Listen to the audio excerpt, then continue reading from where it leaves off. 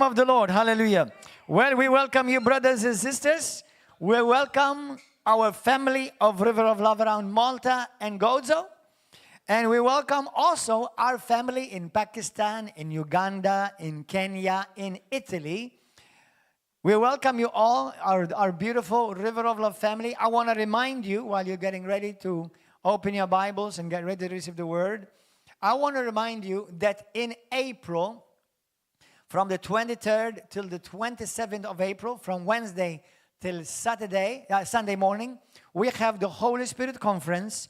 We have several speakers for the conference, morning and evening.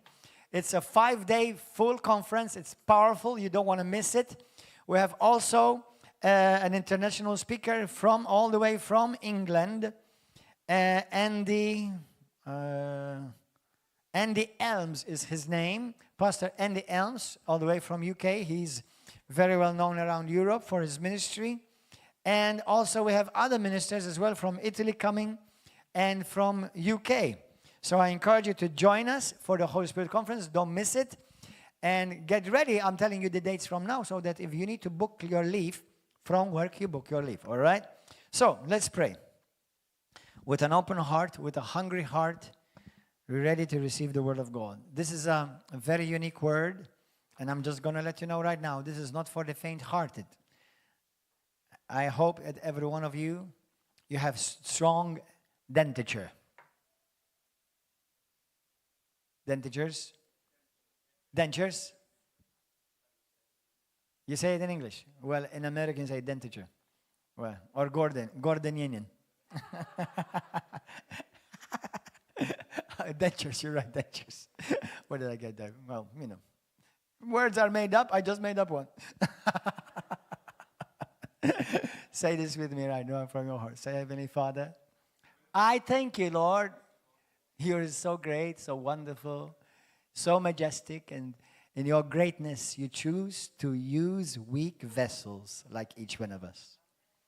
You love us. You trust us. You trust us with your word. You trust us with your Holy Spirit. And we are so grateful, Lord. Now, may your Spirit speak to our hearts, illumine our minds, and give us revelation knowledge of the truths of your word. This we pray in the mighty and glorious name of Jesus Christ of Nazareth. And I boldly declare that I will never, never be the same again. In Jesus' name. Go to Luke chapter 7. Let me read, and I'm going to ask you a question in a moment. Verse 1. Now when Jesus, concluded all his sayings in the hearing of the people, he entered Capernaum, and a certain centurion servant who was dear to him. So this centurion had a servant. A centurion had 100 soldiers army that he took care of. That means he was responsible over 100 soldiers. And he had a servant as well under him who took care of him, who was dear to him, was sick and ready to die. Ready to die. So when he heard about Jesus, he sent elders of the Jews to him, pleading with him to come and heal his servant. And when they came to Jesus, they begged him earnestly, saying that the one for whom who should do this was deserving.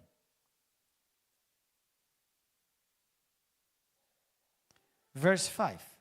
For he loves, this is what they said to Jesus, the Jews whom this man had built them a synagogue, they said to Jesus, he loves our nation, and he also has built us a synagogue. Then Jesus went with them, and when he was already not far from the house, this centurion sent friends to Jesus and said to him, Lord, do not trouble yourself, for I am not worthy that you should enter under my roof, in my house, that means. Therefore, I did not even think myself worthy to come to you, but just say the word, and my servant at your word will be healed. For I also am a man placed under authority. Placed under authority. Having soldiers under me. I am under authority and I am over others who I exercise authority over. So I am under higher authority and I exercise authority over others. I am under authority and I exercise authority over others. And I say to one, go, and he goes.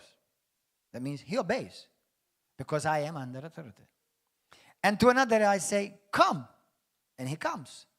And he obeys too because I'm under authority. Do this, and he does it. When Jesus heard these things, God Almighty in the flesh, he scratched his head. He opened wide his eyes. His jaw dropped.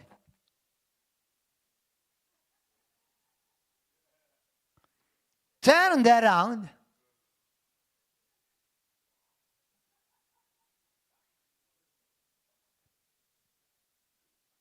And said to the Christians and to the church, I say to you, I have not found such great faith.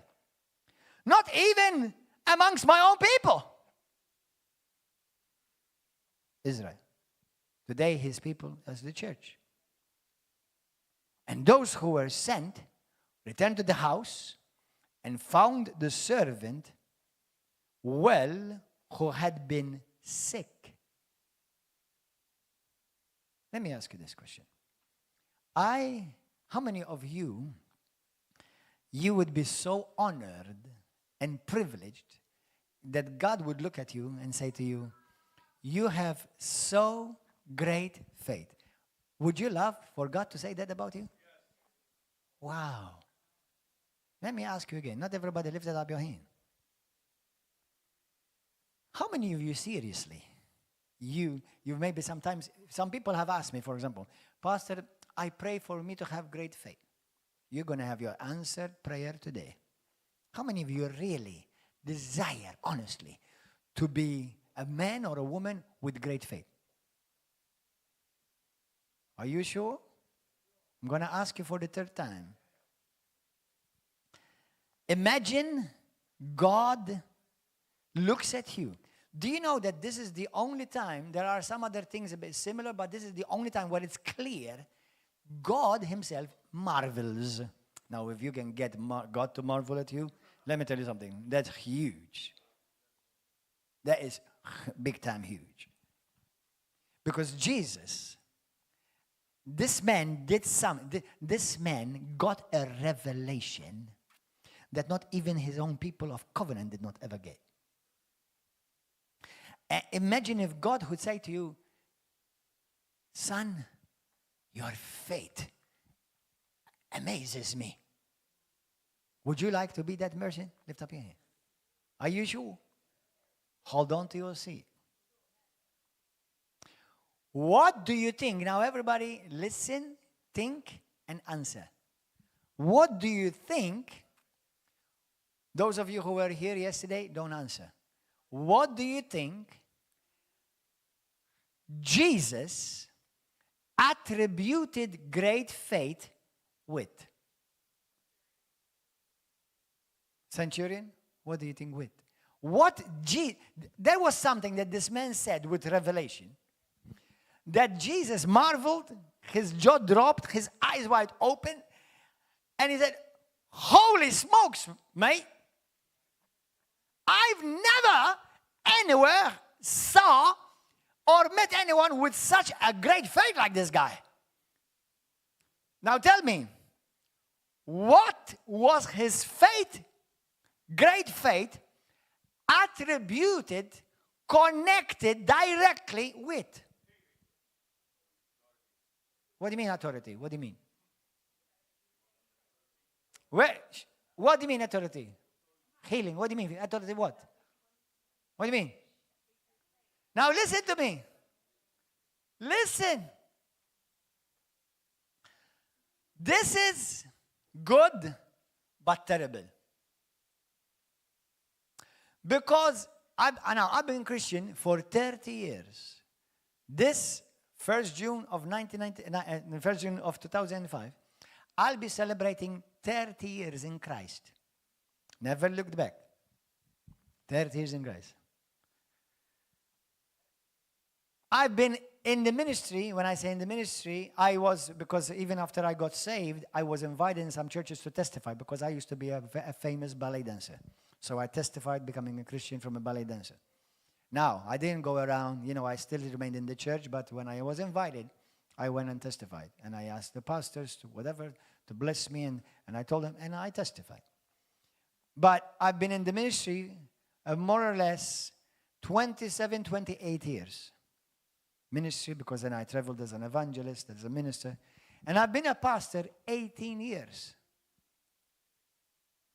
And I've heard great preachers preaching on faith, healing, deliverance, authority. And I've heard many preachers who I look up to and I aspire to and I get blessed by. But in all 30 years, I've never heard anyone preach on this. Now, you, and even the church yesterday, which is a different crowd, gave me a shock, a reality shock. Because most of you did not get the answer right. And if you represent, by ratio, the body of Christ, I'll tell you why, one of the main reasons the body of Christ is in a mess.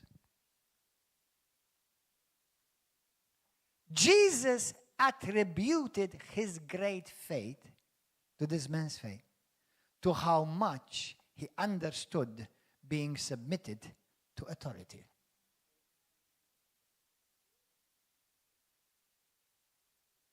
When I was saved, one of the first things they told me, that now you are free in Christ. The first thing I understood, that I now think I can do whatever I want. You can do whatever you want. You can go wherever you want. You can say whatever. Now you're free in Christ. Nobody can tell you what to do. How far from the truth I was.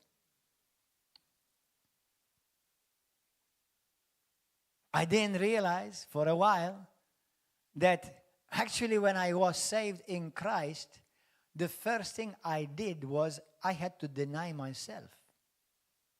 My rights ended. 0. My agenda ended. My ambitions ended. Died.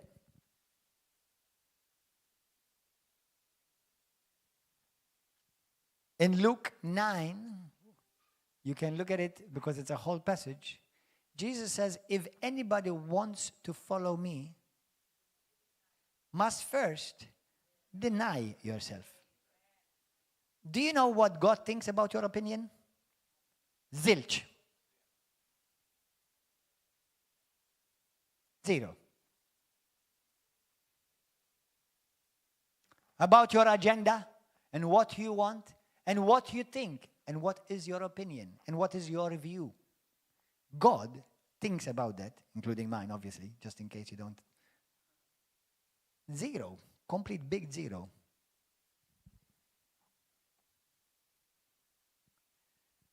Do you know that the first sin in heaven, not in the river of love, is rebellion to authority?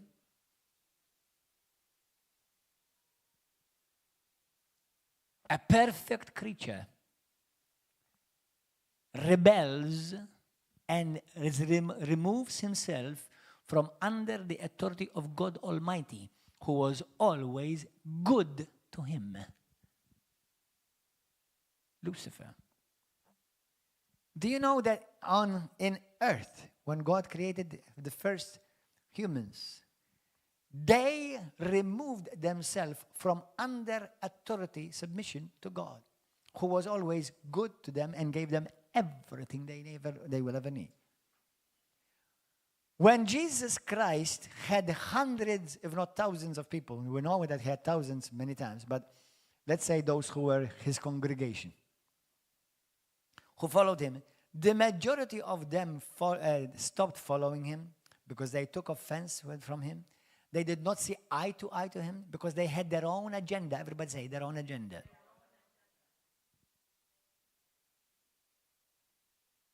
And they rebelled against him. Do you know how many Christians today follow Jesus because they want to get something?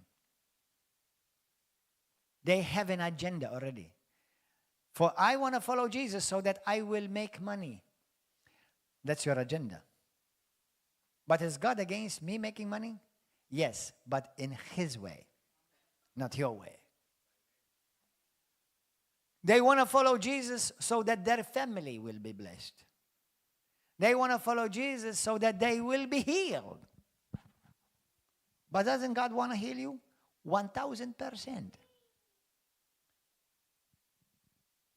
You see, the first thing you come to Jesus as is dead. That's why many people struggle in their Christianity. Because they're not really yielded nor dead yet to themselves and serving a higher purpose. You see, God says, if you delight in me, then I will give you the desires of your heart. Not the other way around. Lord Jesus, what am I going to get if I follow you? Agendas. Do you know how many people have come to even this church? They did not remain, obviously. But they come, they have, Pastor, I have this vision. Pastor, I have this idea. Keep it. I don't want to know it.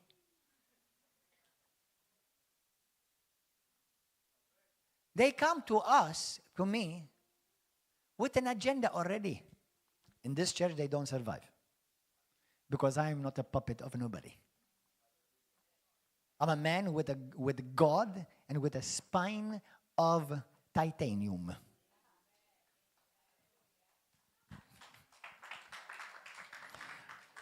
Do you know how many Christians I've met in my life? They say to me, pastor is like pastits. Kulħadd jagħmel li jrid bih. Let me tell you something. Find somebody who can say that about me. Oh, no. No way.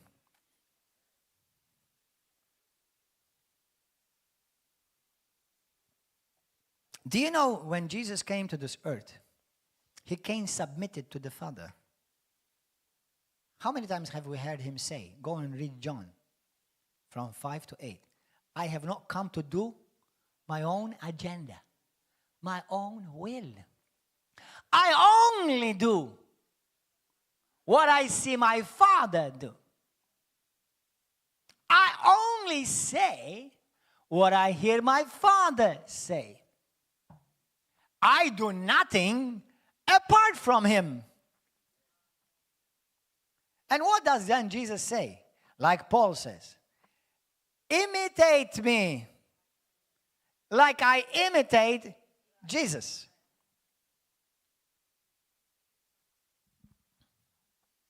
Now, this message is for you and I to have truly working faith. Many Christians, they just have a formula. Working faith, you grow in great faith. In the realm of the Spirit, Satan knows who have great faith or not. You see, the thing is, when I am not operating in divine submission to God's authority, Satan laughs at me. You go in to talk to somebody, because many Christians don't know certain things, and even many well-meaning, loving pastors who are going to be in heaven with Jesus because they love Jesus, they don't know certain things. Many Christians don't know nothing about the realm of the occult. You go and try to come against the demonic areas and demonic principalities and demonic schemes of the devil, and you're not under authority, they will roll out over you like a big roller that flattens earth. Because Satan knows whether you are under authority and whether you have legitimate authority. Let me tell you something. If somebody come to you, if me and you obey a policeman because we know, not because the policeman is big or he's muscular, okay? No, we know that he represents a higher authority. And because he's under authority. Now, if somebody come and, let's say somebody who is not wearing the uniform of a police, and they come to me and they say to me, hey, pull up on the side. Who are you? What does your word mean to me? Means nothing. Rinna, keep running, boy. Why? Am I doing something wrong? No, because he has no right to tell me anything. He has no authority. So what his word means nothing to me. Has no value. But you're not going to do that to a policeman. Oh, if you run from someone who has legitimate authority, you'll never run. You're just going to go and be pasted to a wall. Do you know that in the realm of the Spirit is exactly the same? Do you know that in the book of the Acts of the Apostles, there was somebody who was trying to cast out demons, and the devil said to him, who are you? Actually, you know what I think he said? This is Gordon's version. Who the hell are you? Who the hell are you to come and tell me to come out of this man? Who are you?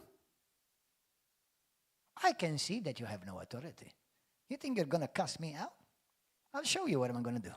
They stripped him naked and beat him up.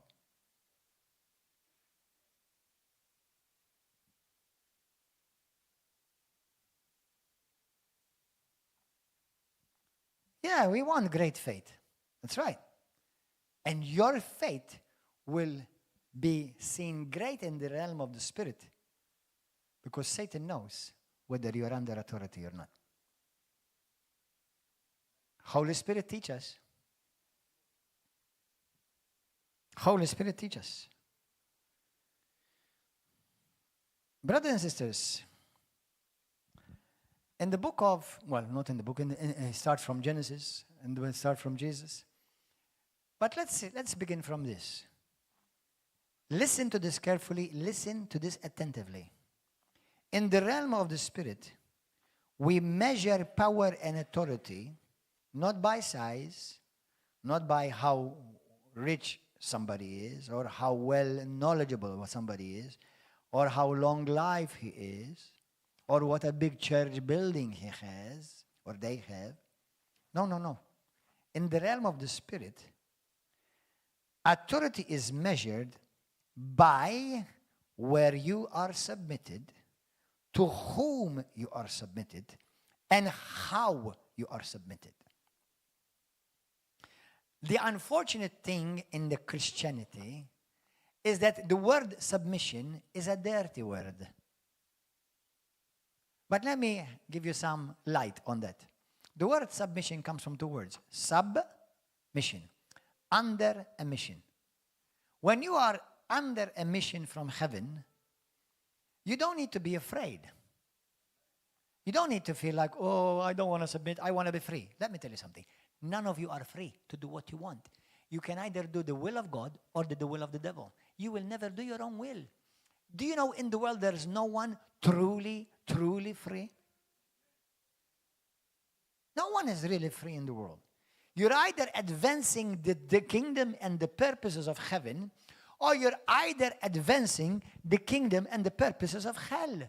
There is no such thing as you do what you want. Nothing. There is no middle ground, baby. So, when you are truly, genuinely born again, did you know the first thing that me and you had to do? Submit. Not my will, but your will be done. Do you know many people pray for the grace of God?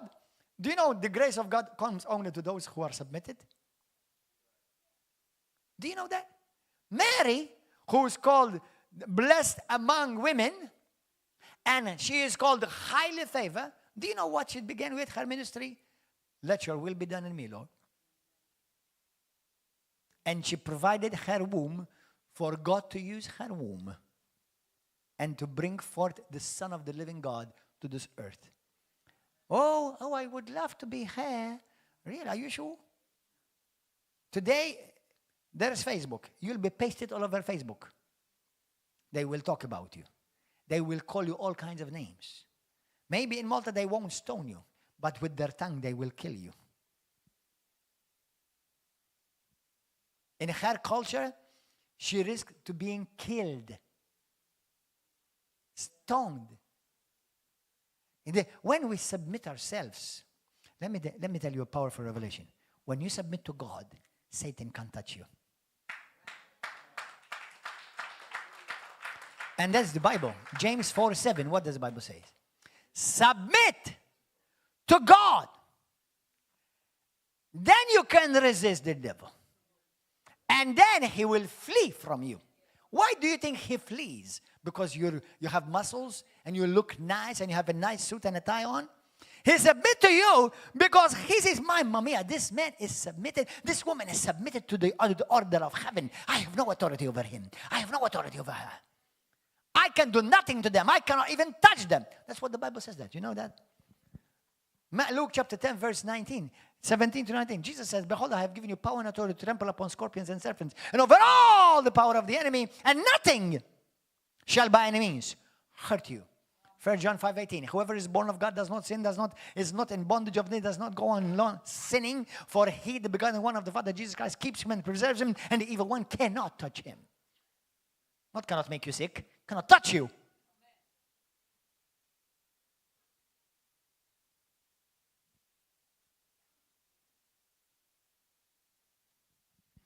Hallelujah. Submission is unnecessary if you always agree. Some people say, oh yeah, I submit as long as I agree. Wake up, start smelling the flowers, and grow up and mature. Submission is needed and necessary and a must in the kingdom of God. Actually, believe it or not, even in the kingdom of darkness. Actually, every kingdom works with submission. Do you know even demons subject themselves to higher demons? So some Christians think that, I'll come to church as long as I agree with the pastor. Let me tell you something. Okay, I realize that in the world that there are some really bad churches, and they have some really dangerous doctrines. I'll say it very clearly: Jehovah's Witnesses, Mormons, okay? Some even like in the Roman Catholicism, there are some really dangerous doctrines. But there are good churches in the world. River of Love is a good church. It's a healthy church. Perfect, don't look for it. The moment you find a perfect church and you go there, it's not perfect anymore.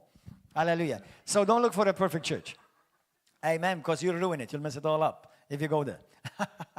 But I'll tell you what, there are good churches in the world. And I've met many pastors in my life, some of whom I may not agree with everything, and the same them with me. That's fine. But I've never heard any pastor that they said something evil, to do something evil to their people. Nothing. Many people simply leave because they actually are rebellious. And rebellion is a twin sister of pride. My way, my will, my opinion, my agenda. And I tell you what, I'll give you another one for no extra charge this morning. Many people who are in pride and rebellion don't ever admit that they're in pride and rebellion. And to prove me right, they will argue, they will fight, they will come against you, the authority, because there are 3 types of authority that you must be submitted to God for you to operate right in the kingdom of God. Are you ready to hear it? Number 1, you must be born again.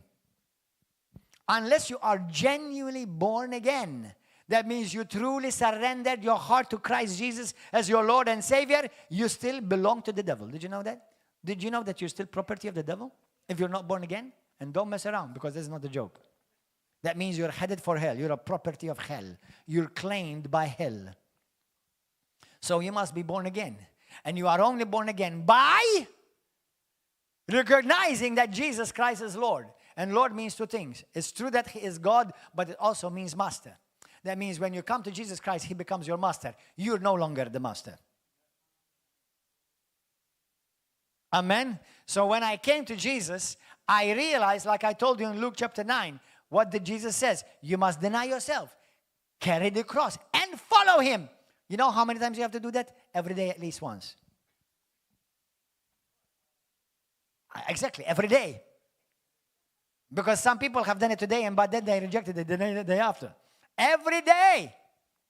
Now you're born again once, but you have to renew it daily. That's what I mean. Second, you must submit yourself to the Word of God. Do you know many people who say, I am Christian and I love Jesus, they're actually not submitted to the Word of God? What do you mean, Pastor? What do you mean? How do I submit to the Word of God? Let me share it with you. Let me give you some areas where I submit to God. When it comes to finances, what do I believe when it comes to area of finances? Oh man, I tell you, many Christians right now, they just changed the channel. In the area of finances, I submit to what God says about finances. I tithe, I offer, I bring offerings. I help those who are in need when I am able. Okay? I use my finances to bring glory to God. I'm not telling you that you don't buy clothes for yourself. Of course, you do whatever you need. God wants you to be happy and fulfilled. But in the area of finances, you submit it to God. In the area of your body, you submit it to the Word of God. Your body is a temple of the Holy Spirit. Take care of your body. How can God use you if you have a sick body? Now, he still loves you, but he cannot use you. How can God use you if you are bound in a sick bed? Now, he still loves you. If you have Jesus Christ, you're still going to go to heaven. But there are people who are sick, not because of maybe what happened to them, but some people are sick because of what they did to themselves. Drugs, cigarettes, junk food. You're not submitting your body to the Word of God. When it comes to relationships, I'll tell you one area many Christians have struggled always. I've been Christian for 30 years. I always find people struggling in this area. Forgiveness. Do you forgive quickly? Do you know how many Christians I find every week? Pastor, I can't forgive. I'm finding it hard to forgive. Now that's dangerous if you don't forgive. Because you have a free ticket to hell. You know that, right? 400% sure. If you don't forgive others, neither will the Heavenly Father forgive your sins. Be careful. That's not a joke. Oh, well, I have forgiven him, but... Oh, hold on. If you're still talking about it, if you're still mentioning it all the time, you have not forgiven. So, this is how I submit myself to God. In the area of healing, listen, I'm going to make it clear and I'm going to make a bunch of nervous people. I don't care. Deal with it. Go and take it to God. I don't submit myself to what the medicine in this world says. I submit myself to the law of nature, to the law that God has put in motion in the nature, and I will be very careful when it comes to listening to doctors and listening to medicine, because they have killed a lot of people all over the world. Go and look and make your research. Well, Pastor, don't you want... So you're telling me not to take medicine? That's between you and God. But make sure that when you have a sickness or your body is under attack, go to God first. Go to the Word first, because you're submitting to the Word. John 8, 31, 32. To those who believed in him, Jesus said to them, if you keep my word, then you are truly my disciples.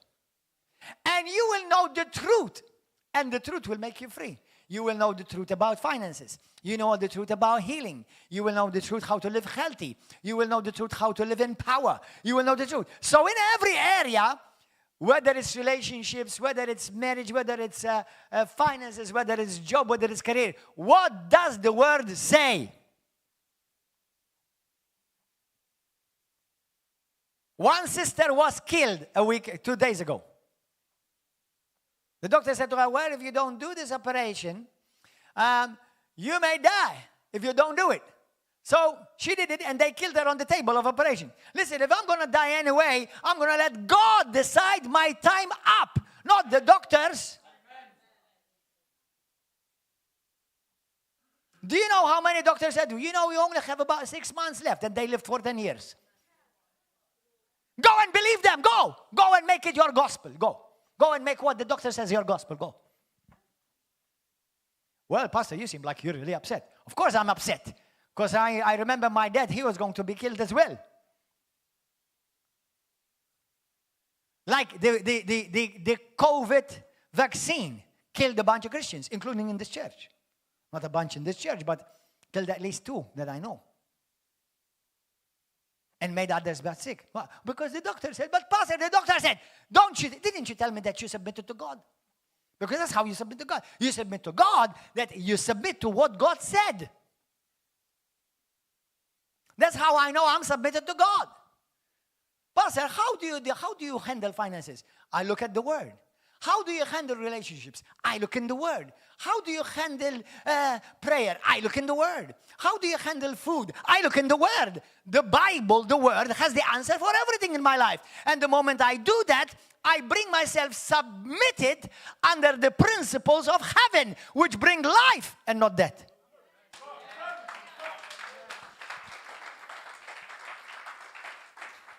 Amen. So that's why I'm saying, if you get sick, may you never get sick. But let's say you do, run to God first.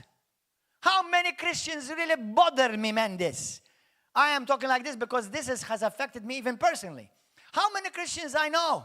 They say to me, but Pastor, the doctor said, they think and they talk and they reason as if God is Almighty and as if the doctor is Almighty God. I tell them what, they say, I'm a Christian, I believe the Bible. Okay, then stand up on this word. But the doctor said, hold on. If you said, but the doctor said, you're not standing upon what the Bible says. Oh, Pastor, but it's difficult. Okay, then what's easy? Being poisoned. Like one sister a week ago told me. She said to me, because I was having complications in my health, I went to this professor with many letters behind her name and arrogantly told me, you have to take this by force. And I was telling her, she said, I was telling her, I don't want to take it. And I felt I was not supposed to take it. Now, she is, for the rest of her life, unless God gives her a miracle, has a sick heart. Now she can't sleep. She has palpitations because this pill that this so smart professor gave her made her heart sick. And she's constantly living with daily fear of dying. Because you know how they reason, these people? But the doctor told me. Who is the doctor? Do you know in America they call them practitioners? Do you know why? Because they practice on you.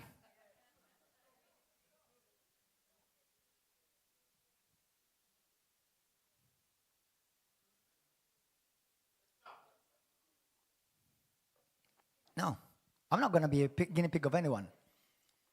My life is your life in the hand of God. Are you sure? Then trust God. I'm not specifically telling you don't take medicine. There may be some medicine that may do good for you, but don't rush. Pray. Ask the Holy Spirit to lead you, guide you. Use wisdom. We've been talking about wisdom. Wisdom. Read the back of the cover that tells you about all the health side effects. Not blindly take something and you don't realize you're actually eating your own death. That's how I submit to God. So I must be born again. I submit myself to God. My will, by. My agenda, by. What I want, by. Second, I submit myself to the Word of God. In everything I go through in my life, what does the Word say? That I'm going to obey. Number 3. Now this is where many Christians, I'm going to lose them right now. You must submit to those above you. And this is not my opinion. This is the eternal Word of God. Yes, you must submit to your pastor. This congregation, you must submit to this pastor. Let me tell you something. I am a pastor by the grace of God with other churches under me, which God has trusted me with, and pray for me because it's a very scary thought. Okay? Because the more responsibility you have, the more accountable you are. Okay? So I am a bit scared in that area, in that regard. But I'm also under a pastor. I'm under someone, brothers and sisters. Do you know why I talk about this subject? Number one, I've hardly ever talked, to be honest, I can never remember anyone in my lifetime I've ever talked about this. Associating great faith with submission to authority. I talk about this, number one, because I, with shoulders pulled back, with uplifted head, I live this. I came from a church sent by the ordination and the blessing, not because I try to twist the hands of my pastor, okay, or try to manipulate him and intimidate him, and if you don't do this, I'm leaving, okay? That's witchcraft in the house of God. Go and listen to a whole series of teachings I did on that, okay?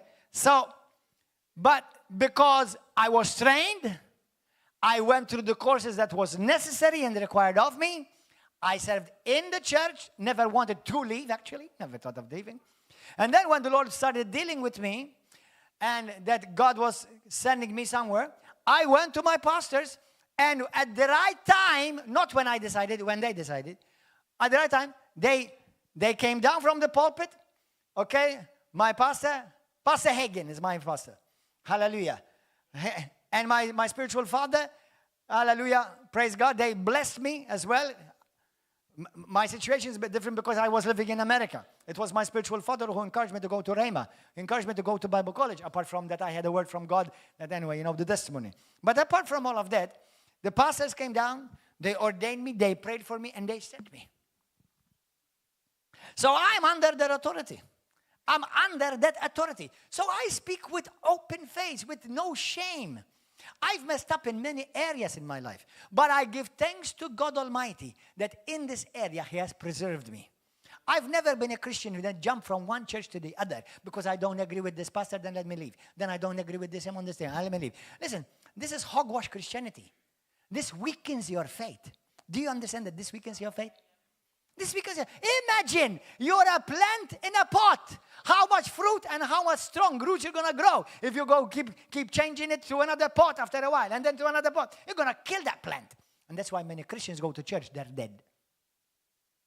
And they produce no fruit in their life. No fruit, nothing. How many Christians you know how many souls they brought to Christ?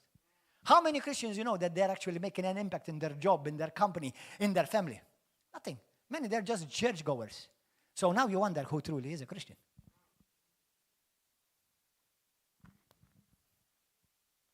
Jesus said, and He wasn't joking, He said, you are the light of the world. Do you believe that? Not the light of the church, because you go to Sunday service church. Light of the world, that means wherever you are, you're supposed to bring the light of the kingdom of God and shine where there is darkness. Hallelujah. Amen. My children, who I am greatly proud of in Christ in a good way, both of them, they have led over 40 students in their school to Christ. They disciple them, they pray with them, they read the Bible in the school. They talk to the teachers with respect, because I always teach them with respect. But never bow to lies. Even if it is the prime minister who says it. You show respect, but the truth must be said. Hallelujah. Blessed be the name of Jesus Christ. Number 3. You submit. Let me share this other 2, because yesterday I only shared 3, but let me say 5. You must submit every day to the Holy Spirit.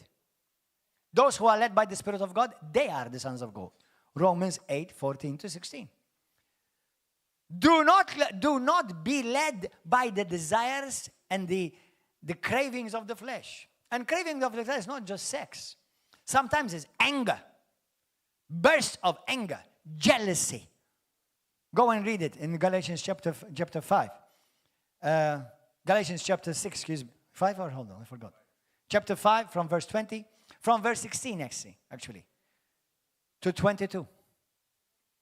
Galatians 5, 16, 22. The Bible talks about be led by the Holy Spirit. So daily, be conscious of the Holy Spirit. Man, I tell you, a church without the Holy Spirit, it's a church full of demons. I'm telling you the truth. Now, this makes a lot of people nervous, but it's the truth anyway.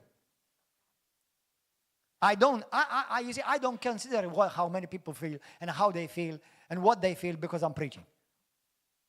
I'm here, and I have to be honest, every true minister of God must be like this. We are the voice of God in this earth.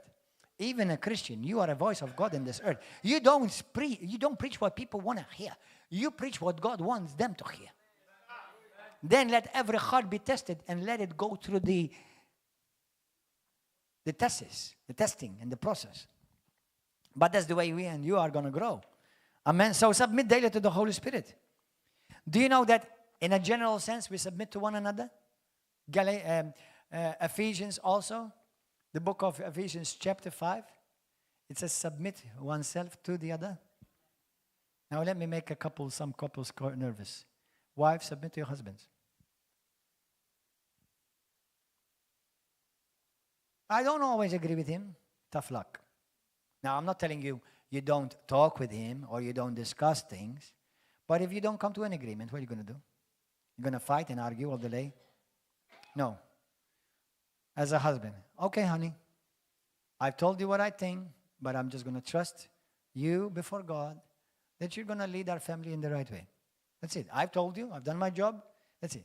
Now, husbands, some of you who are already rejoicing because I said that to you, you must submit to Jesus Christ. But don't women submit to Jesus Christ? Yes. Jesus says you submit unto your husband as unto Jesus Christ. But Jesus Christ must submit to her. But their husband must submit to Jesus Christ. And both of you must submit to your pastor. All your family must submit to God, to the pastor. I submit to my pastor. I'm under my pastor. When it comes to matters of ministry, it's not, I don't do what my wife wants to do. I mean, of course, I respect her and we discuss things.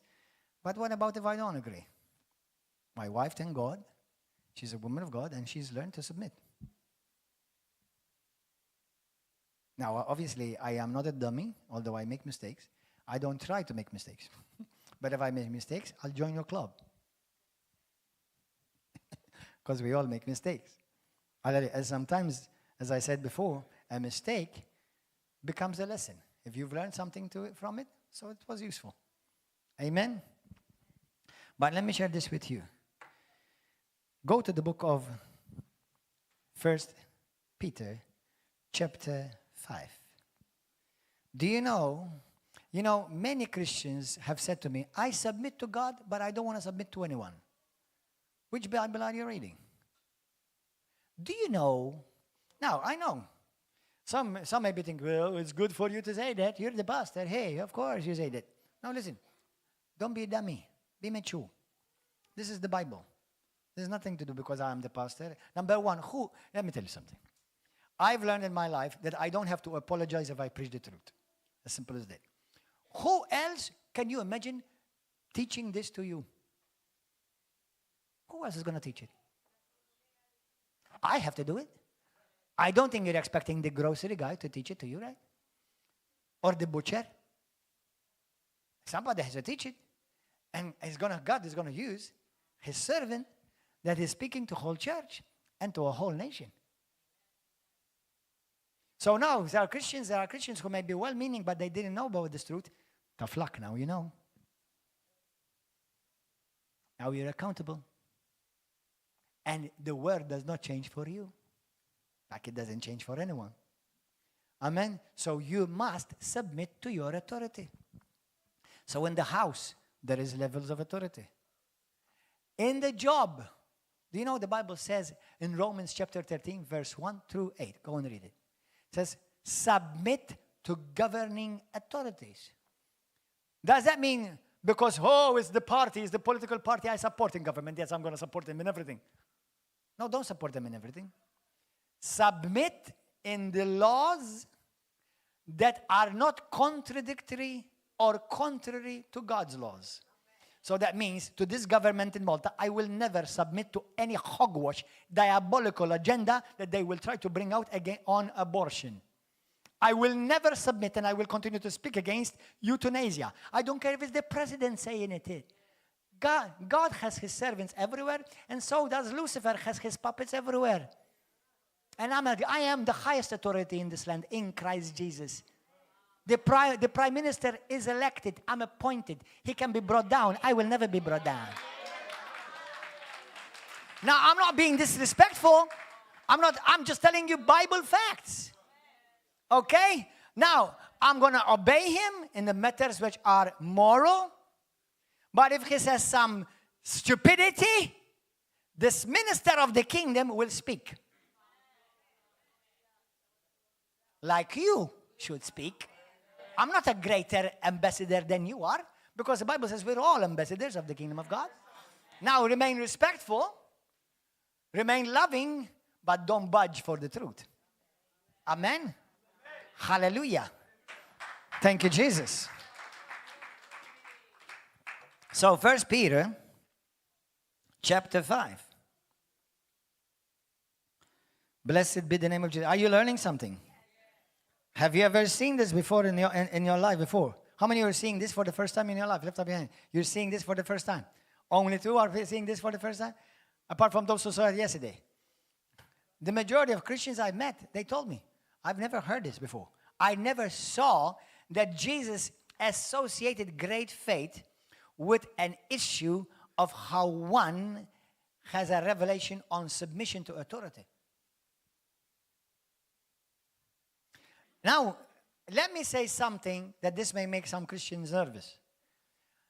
I know for a fact that there are Christians who are out of line. There are Christian churches in the world that they're out of line because they're not under authority. There are pastors who appointed themselves. There are leaders who split up a church and they started their own group. Now, submit to authority that is submitted to authority. There is a chain of command. Submit to authority that is submitted to authority. Amen? So, now, I know some leaders, because obviously they're not in the right, they're in the wrong. They don't want you to hear this. But if I knew that I am under a leader who has split a church or left, just abandoned his spiritual father, and they never did things right, I will never submit to that house. Because they are in rebellion.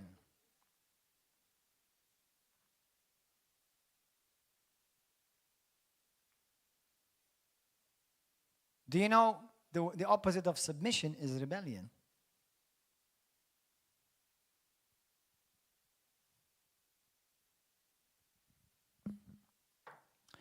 Verse 1. The elders who are among you, or the pastors, that is another word for pastors, I, who am also a fellow elder, this is Peter the Apostle speaking. I'm also a fellow elder, I'm also a pastor. Now, there are in churches, a church should have pastors, or at least a pastor. If there are other pastors, he becomes a senior pastor. Okay? Depends how big is the church. But there are churches whom they have an apostle. Now, every apostle is a pastor, but not every pastor is an apostle. Do you understand? A pastor is the one that speaks to a congregation. An apostle speaks to a nation and a generation. There's a difference. Okay? And plus, an apostle have other leaders and other churches under him. Otherwise, he's not an apostle. Okay? It's okay if you're not an apostle. You don't have to be an apostle. Just be whom God called you to be and operate in divine order so that you will operate in authority. And your faith will be called great. Amen? Hallelujah. Remember this. The more authority you have, the more accountability you have to give. Pray for me, please. I'm not joking. I'm serious. Hallelujah. So, I exhort you, I'm a fellow elder or pastor and a witness of the suffering of Christ and also a partaker of the glory that will be revealed. Shepherd, this is what Peter, the apostle and pastor said. Shepherd, that means do the work of a pastor, the flock of God, which is among you. Serving as overseers, you serve them. Pastors serve the flock. We serve you. And I do it gladly. There are some times that some goat jumps out of the herd, okay? And some people don't want to act, some Christians don't act like sheep, they act like goat, unfortunately. And if that is you, you better repent and get your life right. In Jesus' name. Shepherd the flock of God, which is among you. Serving as overseers, not by compulsion, but willingly. Listen, don't do anything by force. Listen, I will never. I am bold and I am not afraid of anything or anyone. But I will never force you to do anything. Nothing. Nothing. I will tell you what is right, but then it's up to you to do it or not. I will show you by example as much as I can. That's why by example, with open face, with straight face, I tell you, I am a man submitted under authority. Many leaders can't preach this because they are themselves in rebellion.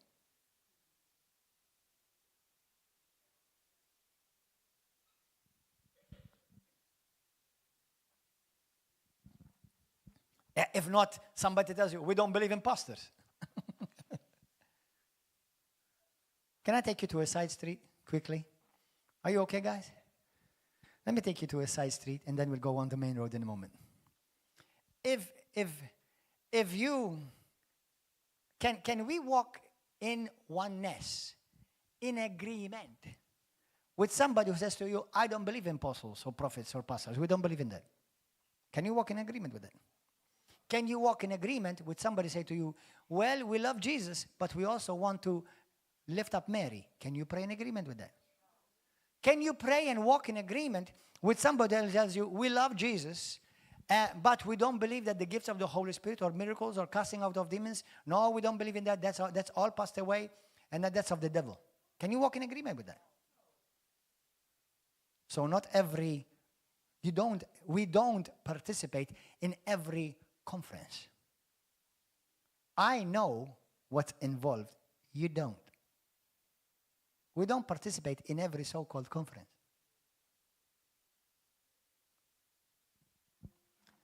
Because certain things like this happen everywhere. I am an overseer. I watch out for your souls. Now, I'll tell you, but some will still do what they want anyway. Don't worry about it. Don't you ever think I'm going to trust you with one iota. Be a good church filler and a chair occupier.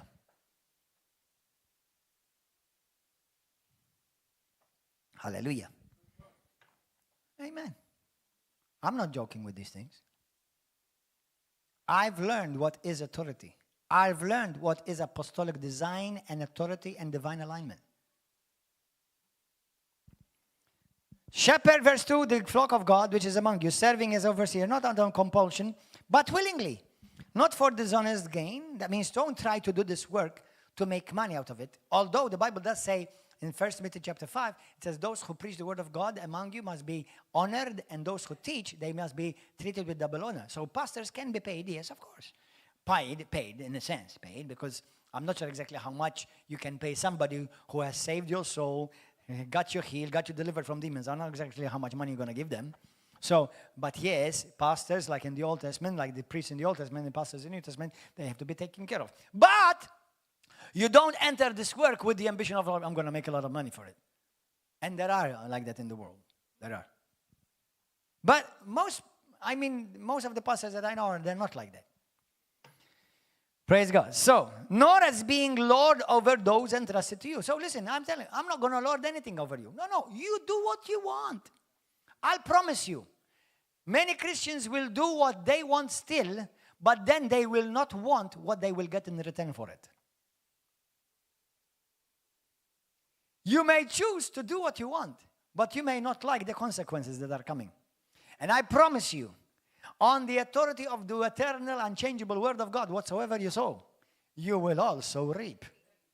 Don't cause confusion in the house of God, because you're going to reap confusion in your own house. Don't. It's very serious. And if somebody is watching, say to me, he's saying to me, yes, I'm saying this all to you, from beginning to end. The truth is the truth. If something that I'm saying is bothering you, it's very possibly and likely is because that's exactly what you need to hear. Now, may you be humble enough to receive it and come to your senses in Jesus' name. If you don't, that's your prerogative, not mine. Hallelujah. Verse 3. Verse 4. And when the chief shepherd appears, you will receive the crown of glory that does not fade away. Now listen to this. Verse 5. Likewise, you younger people, submit yourself to your elders, to your pastors. Submit yourself to the apostles, to your pastors. You see, he was an apostle. He was speaking to letters to the churches. He had churches under him. And he's telling pastors, this is what you're supposed to do. People under these pastors, this is what you're supposed to do. Submit to your leaders. Submit to your elders. Submit yourself. Yes, all of you be submissive to one another. Did you see? And be clothed with humility. What is the opposite of submit? What is the sign that you are submitted? That you are humble. What is the sign that you are in rebellion? That you are prideful. What does humility look like? Starting with God. Lord, not my will, but your will. When it comes to the word, not what I think, but what does your word says. Number 3, with authority. Pastor, I can share an idea with you. Good, gladly. But no, we're not going to do that. I don't like that. Well, I don't see it. No, I mean, that's it. Okay, Pastor. You do what you believe God is leading us to do. That's it. Done. Must you argue?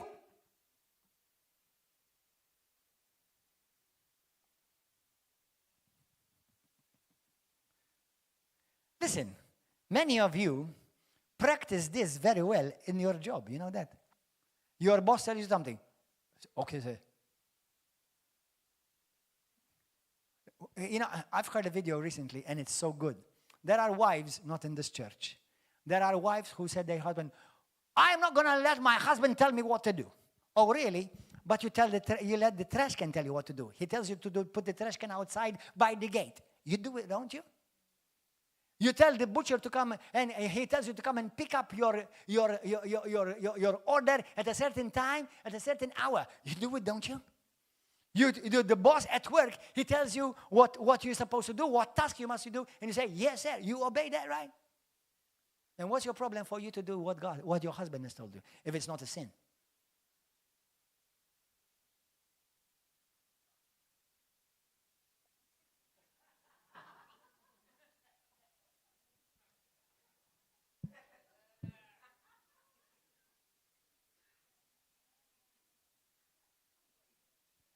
Don't touch this. Can't touch this. Come on, boys and girls. It's the truth. It's the truth, man. Why can't you obey your pastor? He didn't tell you to go and smoke weed. He didn't tell you to go and fornicate. He didn't tell you to go and rob a bank. He didn't tell you to go and punch anyone in their face. He told you simple things. Remove an article from the YouTube. Remove an article from the Facebook. No, you defy him. Don't you realize you're dumb? You're in rebellion.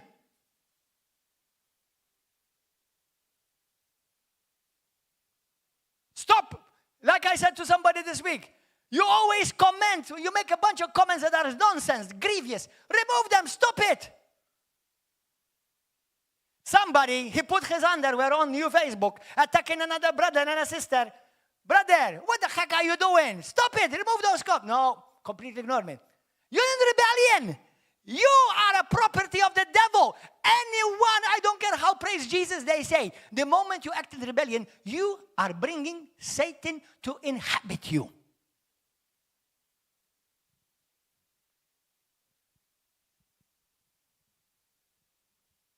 Stop attacking your brothers and sisters. If you have an issue with anger, be delivered from the spirit of rage.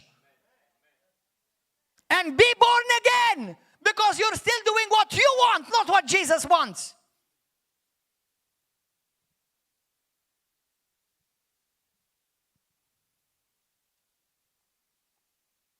The moment I get born again, my will, what I want, finished. Don't you get it? Why do you think we're called disciples? Disciplined one.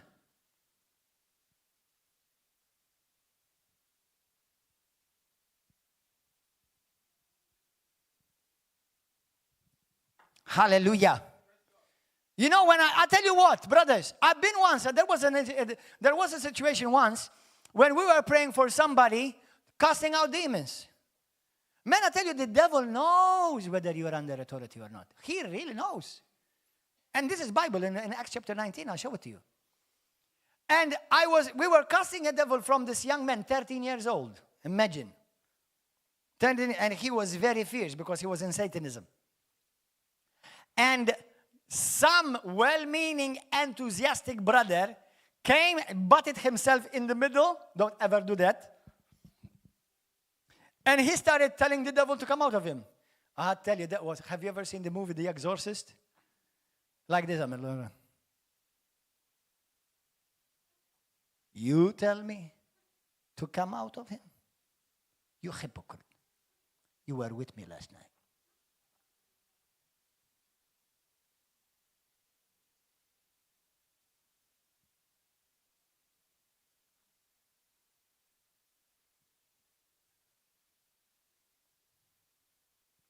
That's why many Christians' lives are in a mess, because they don't understand how in the realm of the Spirit things operate. Satan knows whether you are rebellious, and he loves it when you are.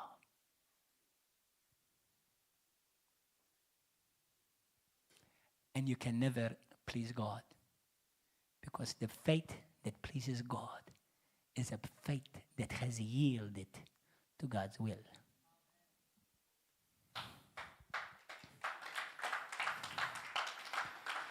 Oh, hallelujah to Jesus. Now listen, verse Peter chapter 5 again. It says, 5. Likewise, younger men and older men, not just young too. Submit yourselves to your pastors. Yes, all of you be submissive to one another and be clothed with humility. For God resists the proud. Let me tell you something. Not only now the devil resists you, but even now God resists you. And God gives grace to the humble. So if you do not submit, you can't expect the grace of God. Because humility in the sight of God is how submitted I am. How submitted to God, to His word, and to my God-delegated authority. Therefore, humble yourself under the mighty hand of God, that He may exalt you in His time, not in your time. We send you when I believe you've done the right thing. The things in order, in godly order, in divine order. Not because you try to twist my hand and you manipulate me. I'm not going to tolerate that. I love you, but I'm not going to be responsible for that. Casting all your care upon Him, for He cares for you. Now listen to this, verse 8. Be sober, be vigilant, because your adversary, the devil, walks about roaring like a lion, seeking whom he may devour. Hold on. Whom do you think, in the context of that passage, I'm not saying anything out of context, whom do you think the devil is going to devour? Whom the devil, in context, who is the devil going to devour there? But who specifically? Let me start over. What are we talking about? So who is the devil going to devour in the context of that message? The people who are in rebellion. And the only way you can submit, the only way you can resist the devil is by submitting to God. And there are Christians that the devil lives with them. And the devil knows they have absolute no authority to cast him out. Nothing. Because in the realm of the Spirit, go and talk to somebody. Go and watch, for example, I forgot his name, the apostle. I always forget his name, he's African. He speaks about how the realm of the Spirit things work. How the occult work. James Kuwalia. Go and listen to him. Mighty man of God. From Uganda, right? Anyway, go and listen to him. Brothers, don't take this as a joke. If you walk in authority, if you want to walk in authority, if you want to be one who is considered one with great faith, you have no other choice. Submit to God. Otherwise, you submit it to others. To the opposite force. Submitting to God. Submitting to the Word of God. Submit to the Holy Spirit. Hallelujah. Resist him, steadfast in the faith, knowing that the same sufferings are experienced by your brotherhood all over the world. Hallelujah. Blessed be the name of Jesus. Are you learning something this morning? Come worship, brother. So, the amount of authority, listen to this verse. The amount of authority you will be able to walk in or execute will be determined by how much authority you are submitted under. One day, a brother and a sister, they said to me, but Pastor, Paul did not submit to anyone. Do you know it's amazing how many well-meaning Christians, and they want to do work for God, which is nice, but give time, mature. Do you know Paul was not an apostle until 14 years? Do you know that Paul, if you read Galatians chapter 1, chapter 2, when he met Jesus, the Bible says he went to the desert seeking God. And after many years, he went to Jerusalem to come under the authority of the apostles, and then they sent him with the apostolic blessing. Go to the book of Acts 19. What are we talking about today? We're talking about how you walk in great faith.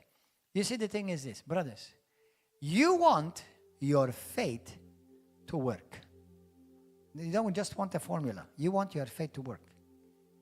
You want that when you speak the word of God, demons will take attention, will get attention, will take note. Because what you're saying is not just a bunch of empty words or parroting words, but you're speaking with authority.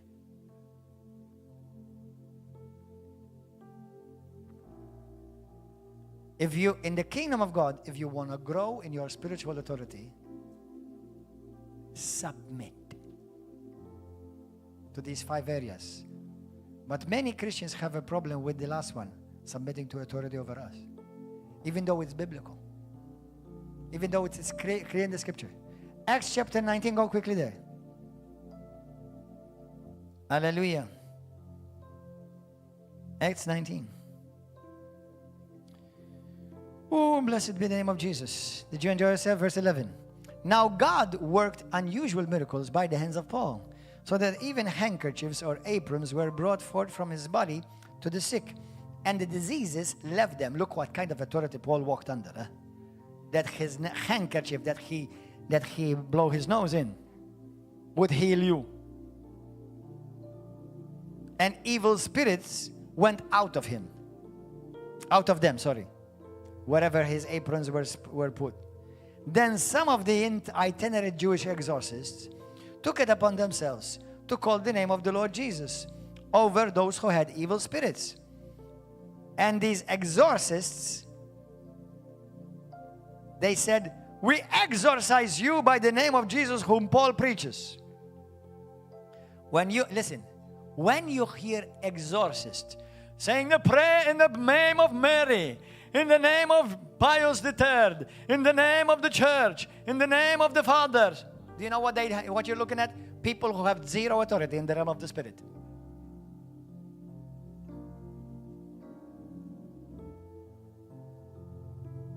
Authority does not come from Mary, nor the Pope, nor the church fathers. Authority comes from the head, Jesus. And then it comes delegated. And you must be in the right place, so it will flow through you. And then from you, it will flow on those who are under you.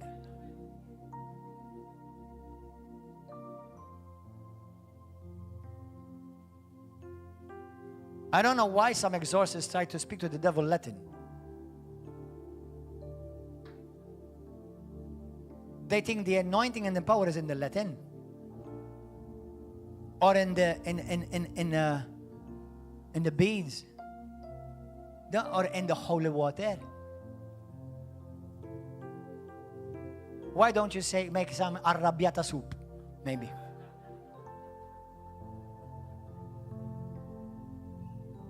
These people simply reveal that they have absolutely no revelation.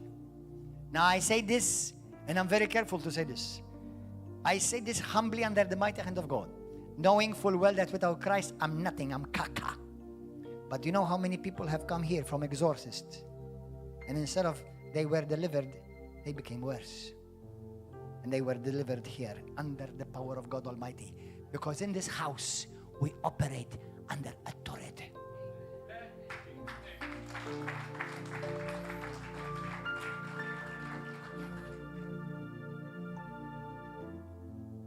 When this sister started coming to River of Love, she said to me, Pastor, because she started putting herself under this authority. She said to me, Pastor, I've never seen people delivered from demons before. Now I'm seeing people delivered from demons. Now, the authority comes from Jesus. But if you're operating out of line, how can you exercise authority? How can your faith be great? Your words mean nothing to the devil.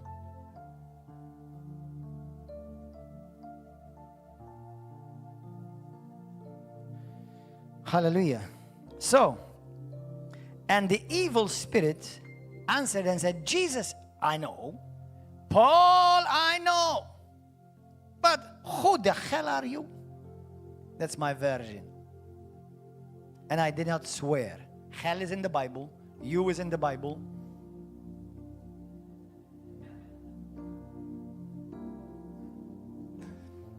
Then the man in whom the evil spirit was leaped on them, overpowered them, and prevailed against them, so that they fled out of the house butt naked and wounded.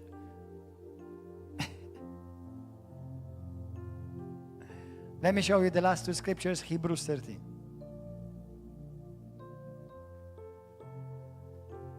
I realize some of you today came for a nice breakfast, but I gave you a meat buffet. River of Love is a house of meat buffets.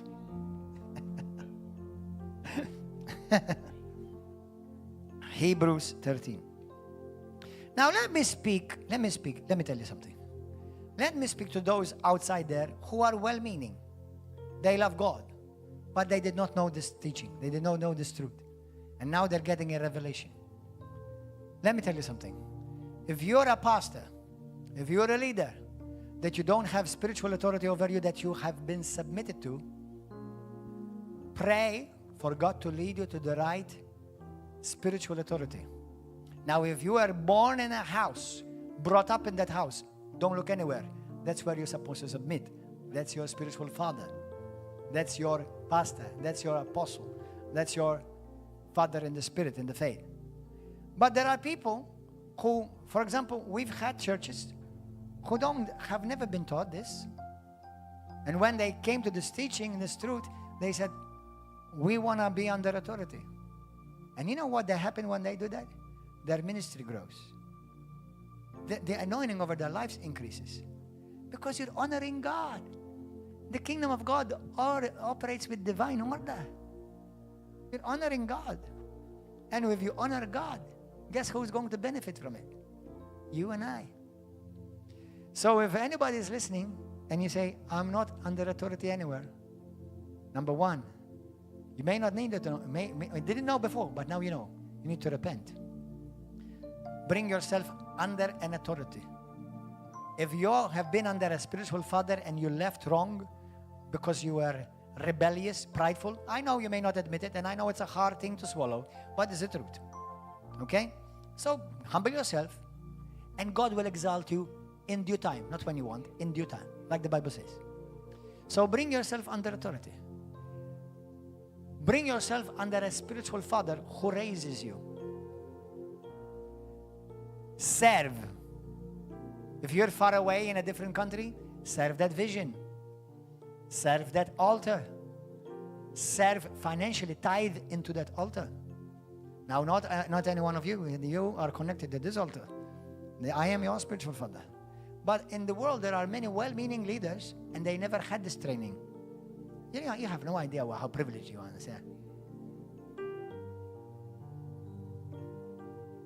So for those of you who did not know, and now you know, get yourself in the right divine order. Hebrews 13:7. Remember those who rule over you, who have spoken the word of God to you. whose faith follow. I can tell you this, follow the way I did it. Bible. I am submitted to my pastor. I was raised up in his house. I was trained. When the right time came, obviously not everyone is going to go and be sent, be a missionary or evangelist or a pastor. Not everyone. Many will be called and set apart in the house of God to serve God in the house of God. But submit somewhere. This is how I did it. So follow my example, like Paul said. Considering the outcome of their conduct. For Jesus Christ is the same yesterday, today, and forever. And do not be carried away by various strange doctrines. For it is good that the heart be established by grace, not with food, which haven't profited those who have been occupied with them. You know, nowadays, unfortunately, YouTube is good in many ways, but it's also bad. Listen, know where is your house. Know who is your spiritual father. Know who's under spiritual covering you are. Serve God there. Say faithfully. As a son and a daughter, operate in godly order so that you will walk with your head lifted high, shoulders lifted back, and say, Lord, I am walking and I'm operating in right godly authority. And I know that I have full authority, that my authority in the eyes of the enemy will not be questioned because I'm operating rightly. Amen. But listen, Ephesians, I want to tell you this before we finish. Ephesians chapter 6, verse 1, the Bible talks about children, obey your parents. Oh, Pastor, but my parents are not Christians. You can still obey them and still honor them. The only area where you don't obey them is they tell you don't go to church. Then you don't obey them. If the area you don't obey them say, what are you reading there in the Bible? Get that there. No, you don't obey them there. Because that's where God always comes first. But when your mama or your papa tell you something and it's a good thing, you better obey it. Because there's a promise attached to that. And it's called long life. Things will go well with you. Amen. You see, God is against rebellion in any level. In any level. Children with me or with their mama. Church with me, with pastor. Me with my apostle, the apostle of over me. Me as I work in the secular work. Do you think God is going to, because I'm a Christian and my boss is a sinner, God is going to dishonor him? He's still authority over me. I'm going to do what's right as far as the job is concerned. I'm going to bless him. What do you think Paul said? You who are Christians, serve your masters well, even those who are not believers. Serve them well. Yeah, that's what the Bible says, Colossians chapter 3. Go and read it. So, God is against any type of rebellion anywhere. Now, no wonder when Jesus finds somebody who says, Mamma mia, this guy knows how the kingdom operates. No wonder his one word he said for me to tell him, it's going to work. There's no hindrance. Bang!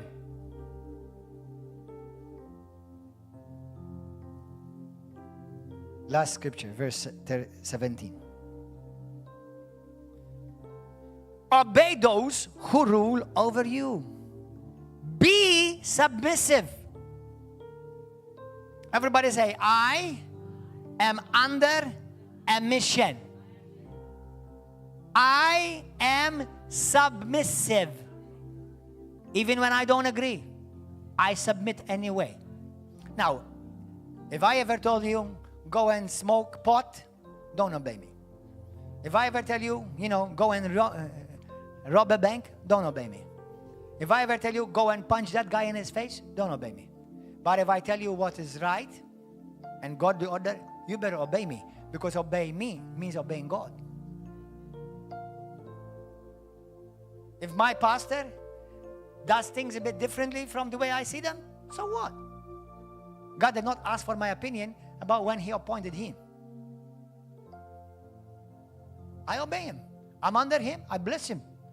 For example, there were things my pastor did which are not bad that I didn't agree. But he's the pastor. I'm under that. And you know what I've learned in my life? For all of you who are listening, and all of you, some of you who are getting nervous and pins in your booty right now, because let me tell you this. How you acted with me, the people who will one day you lead will act with you.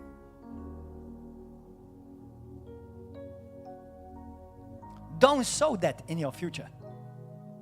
Don't sow that in your future.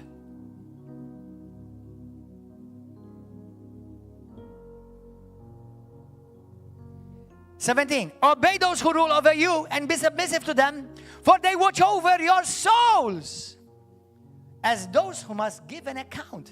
Do you know I have to give an account? This is what I say. I say to you, I'm your pastor, only by the grace of God, and I'm just going to tell you what is right. Now, ultimately, you still do what you want, but from my side as a pastor, I'm going to tell you. I told you. Now, if you want to mess it all up, that's up to you. But now, before God, at least from my side, I told you. That's it, I told you. Yes, sir, if you don't want to obey, that's up to you. But God knows that I told you. I'm going to tell you, don't use drugs. Don't smoke. Don't be rebellious. Don't write things on Facebook attacking your brothers. I'm going to tell you. Now, if you still want to do it, it's up to you. But now, since you did not obey this authority, now you'll have to face God's authority. And it won't be pretty. Because not obeying God's delegated authority to God is an offense. It's rebellion in His nostrils.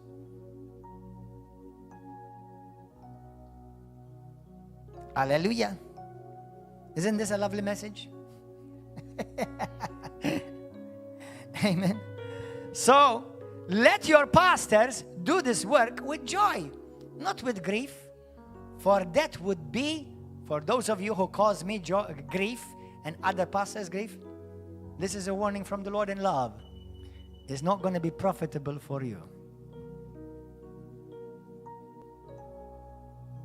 If I attack my pastor, insult my pastor, gossip about my pastor, make audio messages, what my pastor told me, and go and share them with others, ooh, that's not very profitable for you, baby.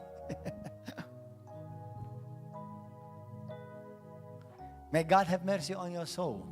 Now you realize why you are nervous. Now you realize why you don't have peace. Why you realize why you have palpitations in your heart, what's going wrong with you. Because what you're doing is you're inviting something which is not nice.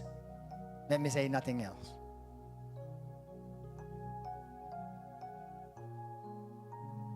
Amen? Now, those of you who say to me, Pastor, I never knew this before. Now I've learned something new. Lift up your hand.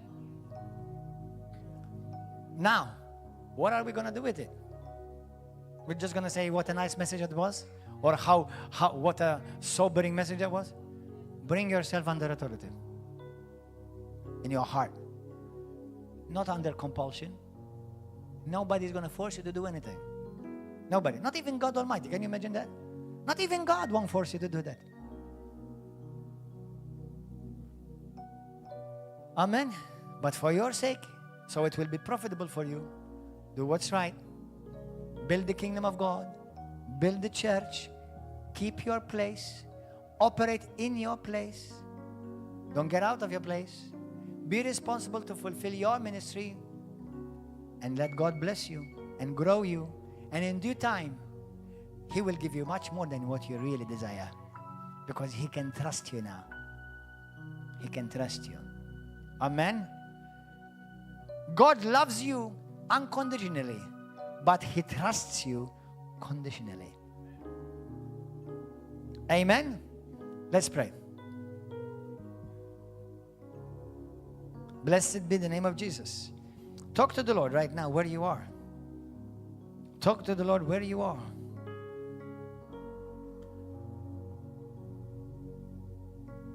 Where are you out of line? Where is it? Which area do you need to bring yourself in submission? Hallelujah. Thank you, Jesus.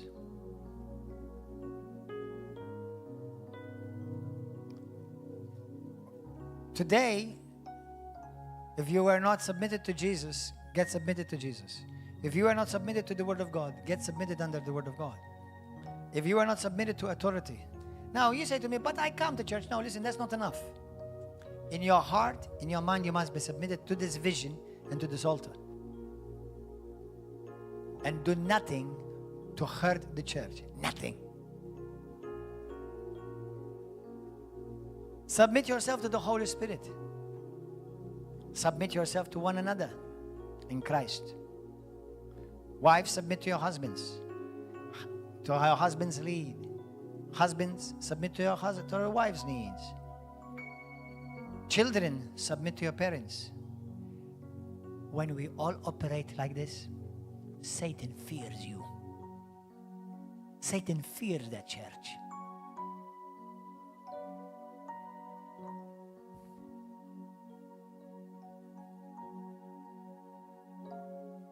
Pray this with me. Say from your heart, say, Heavenly Father, I know and I've learned and I'm fully aware that without you, Jesus, I'm absolutely nothing. Zero. I know, Lord.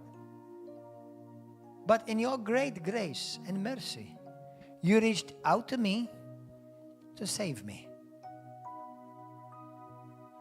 And you did a wonderful, glorious job to save me by dying for me on the cross. Submitted to the will of the Father till the very last moment. So by your submission and obedience, I can be saved, redeemed, washed in the blood. Jesus, I submit myself to you right now. From now on, I bring myself in submission to you. I bring myself under your authority and confess you and declare you my Lord and my Savior. Now, Lord, teach me to submit to your word in every area of my life. Say it from your heart. In the area of finances, in the area of healing, in the area of relationships, in every area, I bring myself under the authority of your word, the word of the kingdom. I submit myself to the leading of the Holy Spirit. And I submit myself to the spiritual authority over me. At work, I submit myself to the boss and to advance that company and that job, to bless that job, to bless that company.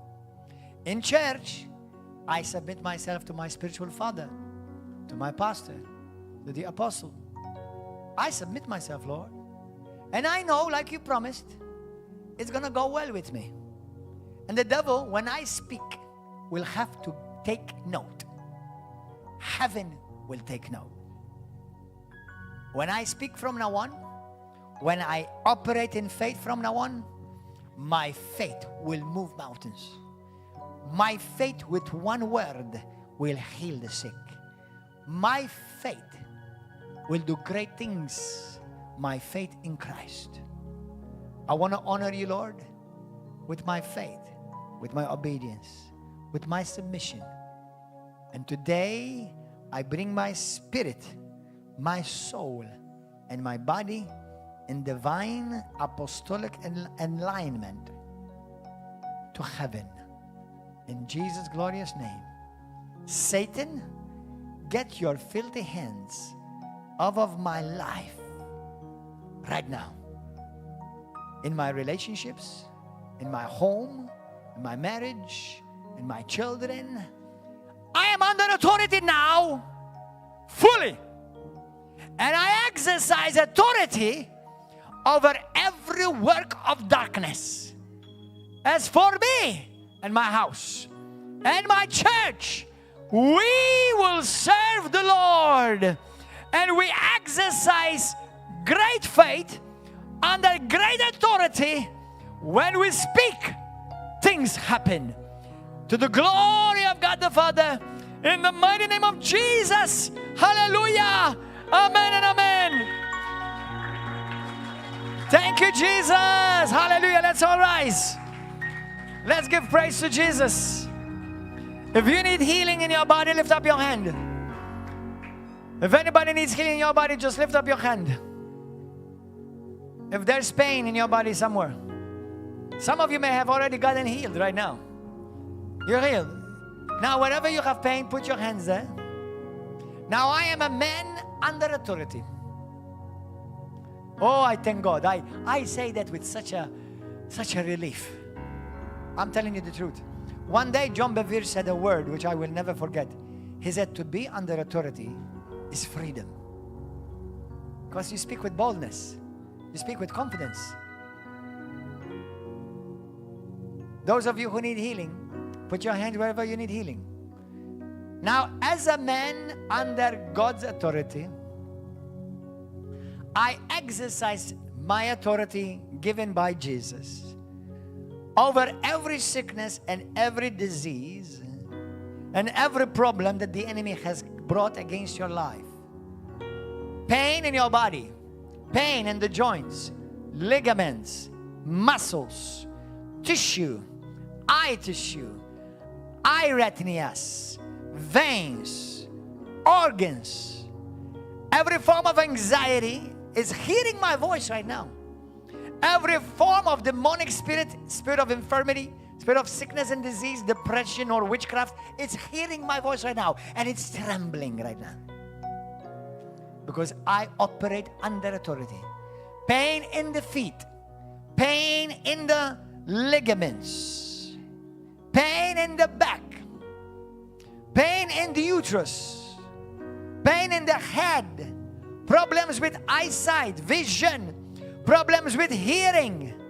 Problems with digestion. Right now, I release the word of the kingdom of God. And over your life, I decree, be healed in the name of Jesus. Be healed now. And be free from pain, sickness, and disease, and virus, and every complication. And every problem that has arisen against your life to discourage you and stop you or slow you down. In the name of Jesus, I decree supernatural speed ahead. In the name of Jesus Christ. In the name of Jesus Christ. In the name of Jesus Christ, be healed. I send forth the word of God over you. It's entering you right now. Like the Bible says, the word of God is living and it's active and it's sharper than any two-edged sword, piercing as far as the dividing between spirit and soul and marrow and bones. Right now, the word of God invade your bones and your marrow and your muscles. Be healed now and start praising God for the healing power of God touching you right now. Be healed right now. Pain must go right now and never come back again in Jesus' name. Complications in your heart. Complications in your heart. I speak to that heart right now under my voice. Be healed now. In the name of Jesus. I thank you, Lord, for restoring heart. Thank you for restoring vision. You will not need reading glasses anymore in Jesus' name. You will not need glasses anymore. I command that eye to be completely restored. Every form of vision dysfunction and malfunction, I command it to go in Jesus' name. Every lack of hearing, every strange sounds in your hearing, I command them to go right now in the name of Jesus. In the name of Jesus, every curse spoken over your life, every form of witchcraft done and sent against your life, I command it to take fire right now in the name of Jesus. Free! Be free! Be free! Be free! In Jesus' name, everybody shout hallelujah! Hallelujah! Hallelujah! Glory to God. Now let me tell you this. Let me speak to pastors in Malta, leaders in Malta, and all over the world. There are many who follow this ministry. Now, I'm not telling you that you must come under this spiritual covering, but you must be under some covering somewhere. You must. You know the truth. There's no such thing as we're independent church. Independent from who? Number one, there is no one independent in the body of Christ. We are all codependent, dependent upon God and dependent upon one another. And the second thing, if you're independent, you're out of line. What you're saying to me is you're rebellious and you are not willing to submit anywhere to anyone. And that's not Bible. So, you may be in another country and you say, Pastor, we want to come under your ministry. Be careful when you say you come under your ministry. This is not Father Christmas here. This is a man of God, a servant of God with a spine. Hallelujah. Know who I am in Christ. I know who I am without Him too. So if you're bringing somebody, you're bringing yourself under somewhere, you better get ready to obey. You better get ready to follow that vision, to follow that altar in the name of Jesus. But I'll tell you what's coming to you. Favor is going to come to you. Greater anointing is going to come over you. You will speak with greater authority. Demon will start noticing that you are someone now in the kingdom, not just a voice crying out in the wilderness and nobody's hearing you. Hallelujah. Amen. Let's give a wonderful praise to Jesus. Let's worship Him. Hallelujah. Praise God. Glory, all honor, all worship and all praise, all blessing, all power is yours. Hallelujah. All glory,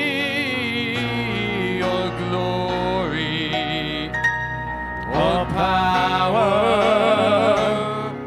all blessing and all Hallelujah to praise, Jesus. Sarabababosa. all blessing, Glory to the name of all Yeshua. power, how worthy is So your yarababababakoto. name, all Sobrabababasaya. blessing, all power Korababa. is yours.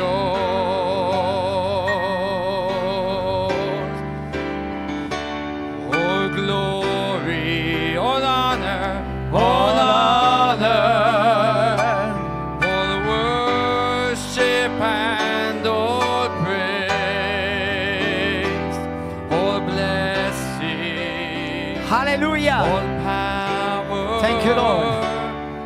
How worthy is your name, all worship, all power is yours. Now listen to me. Listen.